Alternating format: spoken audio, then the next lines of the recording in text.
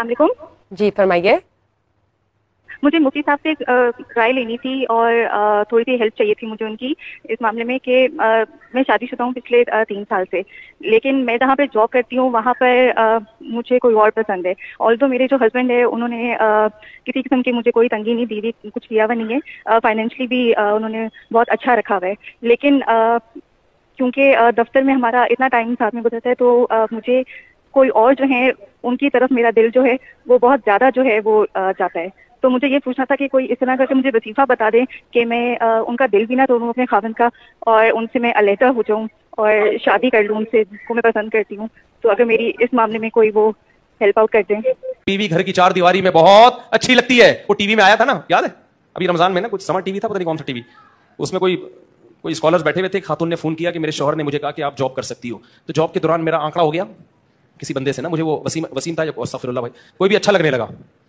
تو مجھے وہ اتنا اچھا لگ رہا ہے، میں اپنے شوہر سے اب ڈیورس مانگنا چاہتی ہوں، تو میرے شوہر مجھے ڈیورس دے نہیں رہے. تو آپ ذرا بتائیے ایکچولی میں کیا کروں. اب وہ اسکالر بیچاروں نے اپنے حساب سے جو بھی جواب دیا، میرے دل چاہ رہا تھا کاش میں ہوتا، میں اس کو جواب دیتا کہ آپ اپنے شوہر کو نمبر دیں مجھے، آپ بیچ سے کیا ہو جائیں، ہٹ جائیں. ٹھیک ہے، آپ کا قصور بولو نہیں، آپ کی غلطی نہیں، یہ غلطی آپ کی نہیں ہے. یہ کس کی غلطی ہے؟ شوہر کی غلطی. اللہ کے بندو، غیرت کے ساتھ سوکھے ٹکڑے کھا لو، لیکن بیوی کہاں اچھی لگتی ہے؟ گھر کی 4 دیواری.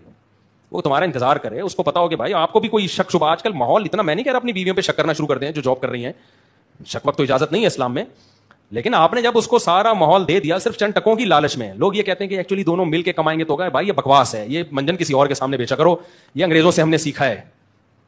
آدم علیہ السلام سے لے کے آج تک مسلم سوسائٹی میں مرد کماتے ہیں، عورتیں کھاتی ہیں.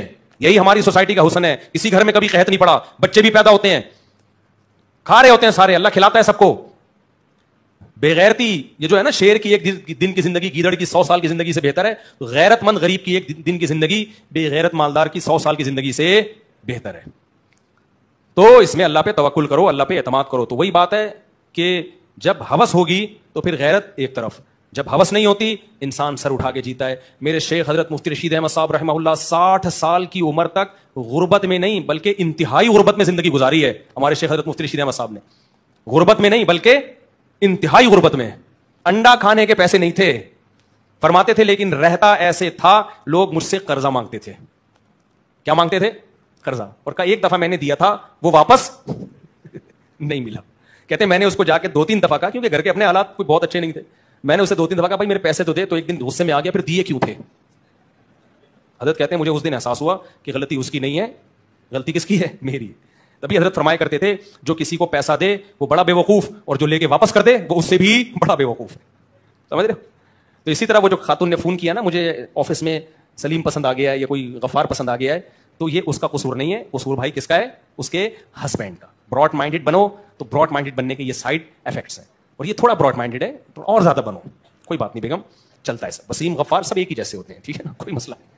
میں پسند آ گیا، غفار پسند آ گیا، ستار پسند آ گیا.